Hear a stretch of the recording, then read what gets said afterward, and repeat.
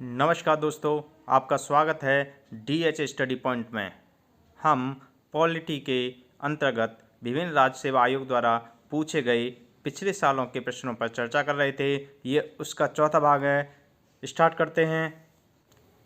पहला क्वेश्चन है, भारतीय संविधान के वैध होने के कारण हैं। ऑप्शन दिए हैं। इसमें अनेक संविधान के अनुभव समाविष्ट हैं। दूसरा, यह हमारे देश के शासन से संबंधित है। तीसरा, इसमें विस्तृत प्रशासकीय प्रावधान हैं। चौथा, इसमें संघ तथा राज्य दोनों सरकारों का संविधान है। तो हमारे भारतीय संविधान का विशाल होने का कारण है कि इसमें संघ और राज्य दोनों सरकारों का संविधान है। तो इसका चौथा सही है।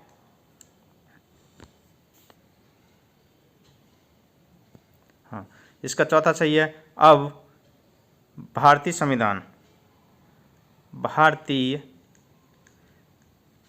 संविधान में जब संविधान लागू हुआ था उस समय अनुच्छेद थे 395, अनुसूची थी 8 तथा 22 भाग थे। इस समय अब 395 अनुच्छेद हैं, अनुसूचियाँ 12 हैं तथा 22 भाग 22 ही हैं।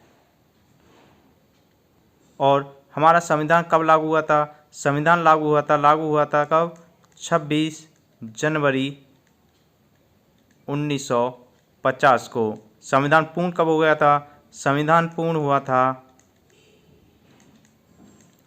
26 नवंबर 50 को। ठीक है। और प्रथम बैठक हुई थी, संविधान की प्रथम बैठक कब हुई थी? ये हुई थी 9 दिसंबर को, 9 दिसंबर 1946 को। ठीक है। अगला क्वेश्चन है,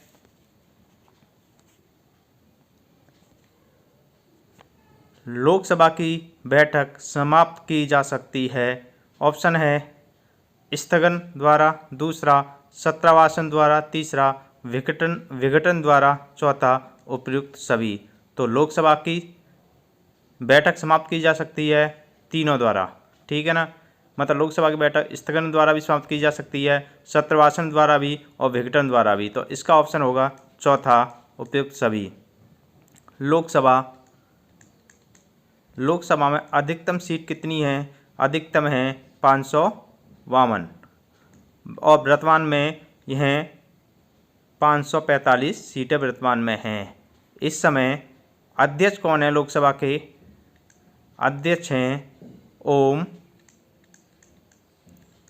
बिरला तथा पहले लोकसभा अध्यक्ष कौन थे? G.B. मालवंकर। ठीक है ना। और मीरा कुमार पहली महिला अध्यक्ष थी। कौन थी? मीरा कुमार पहली महिला अध्यक्ष थी, महिला लोकसभा अध्यक्ष थी। ठीक है ना। अगला क्वेश्चन है,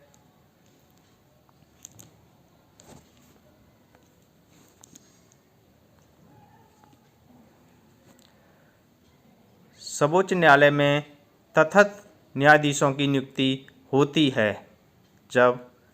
पहला ऑप्शन है न्यायाधीश दीर्घकालीन अवकाश पर जाते हैं, दूसरा है स्थायी नियुक्ति के लिए उपलब्ध नहीं होता, तीसरा है न्यायालय के समक्ष वादों में असाधारण वृद्धि होती है, चौथा है न्यायालय के किसी सत्र के लिए न्यायाधीश का कोरम नहीं होता। तो तथाकथित न्यायाधीश की नियुक्ति जब की जाती है जब न्यायालय में किसी सत्र के लिए न्यायाधीश का कोरम नहीं होता। तथाकथित न्यायाधीश की नियुक्ति केवल सुप्रीम कोर्ट में होती है, केवल इसमें होती है सुप्रीम कोर्ट में होती है, वो हाई कोर्ट या अन्य न्यायालय में नहीं होती है। तो सुप्रीम कोर्ट में होती है तटस्थ न्यायाधीशों की नियुक्ति, ठीक है ना। सुप्रीम कोर्ट संविधान के अनुच्छेद 124 के तहत इसकी स्थापना व गठन किया गया था, ठीक है ना। जिस समय स्थापना हुई थी उस समय के 8 न्यायाधीश थे, 7+1, एक मुख्य न्यायाधीश और 7 अन्य न्यायाधीश। अब टोटल अधिकतम 33+1 34 न्यायाधीश हो सकते हैं, एक मुख्य न्यायाधीश और 33 अन्य न्यायाधीश। तटस्थ न्यायाधीश की नियुक्ति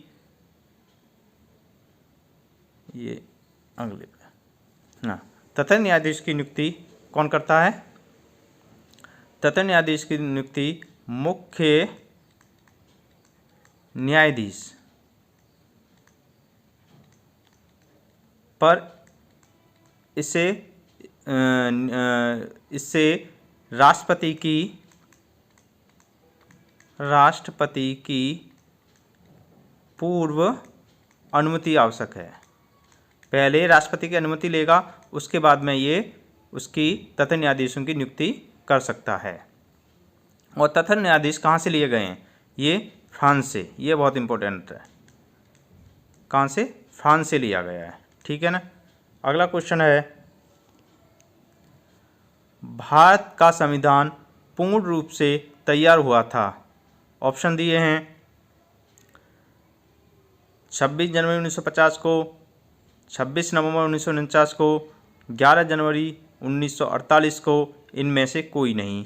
तो भारत का संविधान पूर्ण रूप से तैयार हो गया था कब? 26 नवंबर 1949 को, और लागू 26 जनवरी 1950 को हुआ था, ठीक है ना। कितने दिन में बन गया था? तो 2 वर्ष 11 महीने व 18 दिन, ठीक है ना। इतने दिन में बन गया था। प्रथम बैठक कब हुई थी? 9 दिसंबर 1946, 1946, ठीक है ना। और अंतिम बैठक हुई थी 24 जनवरी 1950 को। कब हुई थी? 1950 को हुई थी, ठीक है ना। तो भारत का संविधान पूर्ण रूप से तैयार कब हुआ था? 26 नवंबर, ये वाला 26 नवंबर 1949 को।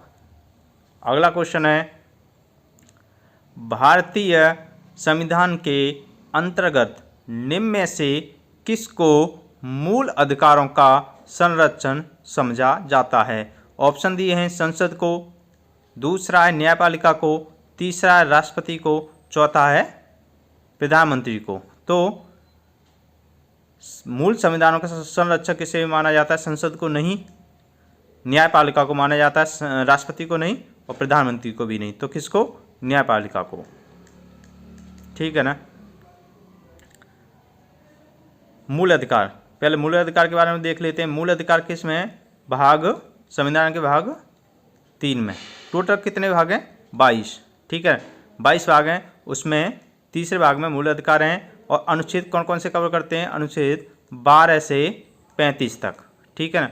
12 से 35 तक मूल अधिकारों के बारे में हैं। अच्छा, अनुच्छेद 32 ये कहता है कि मूल अधिकारों का संरक्षक कौन होगा? न्यायालय, मतलब और न्यायालय में कौन? हाई कोर्ट व सुप्रीम कोर्ट होंगे। न्यायपालिका, अनुच्छेद 32 क्या कहता है? अनुच्छेद 32 कहता है कि हाई कोर्ट व सुप्रीम कोर्ट को ये अधिकार होगा कि वह 5 रिट जारी करता है। 5 रिट कौन कौन सी हैं? पहला है वंदी प्रत्यक्षीकरण, दूसरा है परमादेश, तीसरा है प्रतिषेध, चौथा है उत्प्रेरण, चौथा है पांचवा है अधिकार परीक्षा। तो सुप्रीम कोर्ट ये 5 रिट जारी करता है। इन 5 रिट जारी करके वो मूल अधिकारों की रक्षा करता है। अगला क्वेश्चन है, भारत सरकार की संचित निधि से धन निधि पर किसका नियंत्रण रहता है? यूपीपी से 2000 में पूछा गया है। ऑप्शन दिए हैं, पहला है भारत के वित्त मंत्री, दूसरा है महानियंत्रण, महालेखा परीक्षक, कैग, उपयुक्त दोनों या इनमें से कोई नहीं। तो संचित निधि का नियंत्रण संसद के पास रहता है, तो इसका हो जाएगा इनमें से कोई नहीं। किसके पास होता है? संसद के पास। नियंत्रण किसके पास है? संसद के पास है। संसद राष्ट्रपति प्लस राज्यसभा व लोकसभा से मिलकर बनी होती है। ठीक है ना? किससे मिलकर बनी होती है? राष्ट्रपति, राज्यसभा व लोकसभा से मिलकर बनी होती है और इस संसद का ही संचय निधि पर नियंत्रण रहता है। अगला क्वेश्चन, अच्छा इसमें आया है भारत के वित्त मंत्री। भारत के वित्त मंत्री कौन है? भारत के वित्त मंत्री हैं, भारत के वित्त मंत्री हैं कौन? निर्मला सीतारमण। और भारत के कैग कौन हैं? गिरीश चंद्र भारत के कैग हैं। और गिरीश चंद्र पहले उपराज्यपाल हैं। किसके? उपराज्यपाल। राज्यपाल किसके हैं ये? जम्मू एंड कश्मीर संघ शासित राज्य के।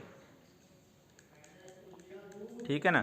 संघ शासित राज्य के, मतलब जब से जम्मू कश्मीर बांट दिया है, एक लद्दाख में एक जम्मू कश्मीर में, तो जम्मू कश्मीर के पहले ये उपराज्यपाल बने थे गिरीश चंद्र। इस समय ये कैग हैं, भारत के कैग हैं।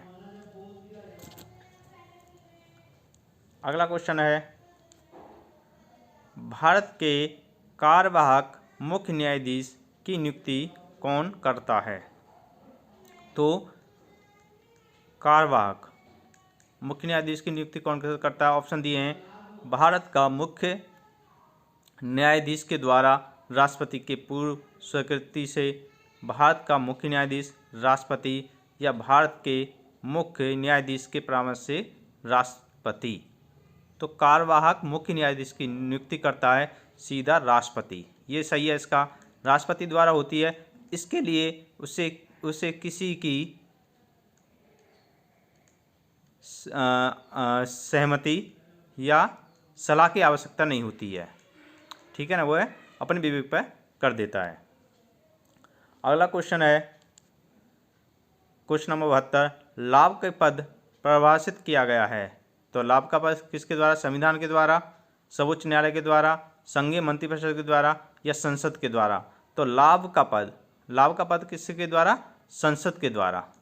ठीक है ना? संसद के द्वारा परिभाषित किया गया है, संविधान के द्वारा नहीं, सर्वोच्च न्यायालय द्वारा नहीं, संघीय मंत्रिपरिषद के द्वारा नहीं, किसके द्वारा? संसद के द्वारा। अगला क्वेश्चन है, संविधान के किस अनुच्छेद के अंतर्गत धन विधेयक को परिभाषित किया गया है? 73वां क्वेश्चन है, किसके अंतर्गत धन विधेयक किसके द्वारा है? ऑप्शन दिए हैं, अनुच्छेद 109 के द्वारा, अनुच्छेद 111 के द्वारा, अनुच्छेद 158 के द्वारा या अनुच्छेद 110 के द्वारा। तो धन विधेयक जो है अनुच्छेद 110 के द्वारा परिभाषित किया गया है। थोड़ा धन विधेयक के बारे में देख लेते हैं। धन विधेयक, अच्छा ये कोई भी धन विधेयक है या नहीं, इसका निर्णय कौन करता है? लोकसभा का अध्यक्ष। दूसरा, धन विधेयक को केवल लोकसभा में ही प्रस्तुत किया जा सकता है।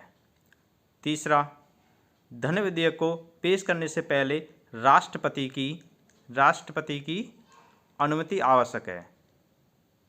अनुमति, ठीक है। चौथा, लोकसभा द्वारा धन विधेयक जब राज्यसभा में जाता है तो राज्यसभा को 14 दिन के अंदर वापस करना होता है।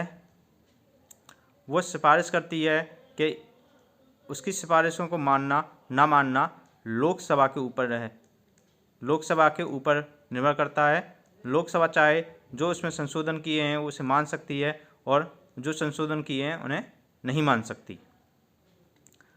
पाँचवा, राष्ट्रपति लोकसभा के पारित धन विधेयक को पुनः विचार के लिए वापस नहीं लौटा सकता। ये इस पांच इससे संबंधित क्वेश्चन थे जो बहुत ज़रूरी थे।